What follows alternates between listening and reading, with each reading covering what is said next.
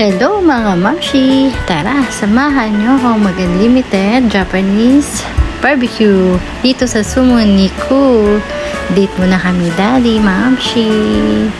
Ayan, dapat hindi ka nag-almusal dyan at saka nag-lunch para sulit na sulit, mamshi. Alam nyo ba, mamshi, may natutunan ako habang naghihintay kami dyan.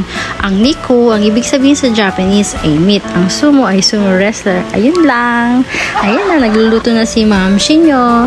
Hanggang dito ba naman, nagluluto. Ayan, favorite part namin ni daddy yan, yung premium beef thin cut and US Wagyu beef. And of course, rice is life with kimchi.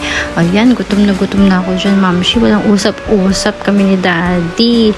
Ayan, of course, mag-chopstick ka para hindi ka mabusog ka agad. I-chopstick mo yung kanin. Ha, ayun lang po, mamshi. Kain po. Thank you for watching. Bye!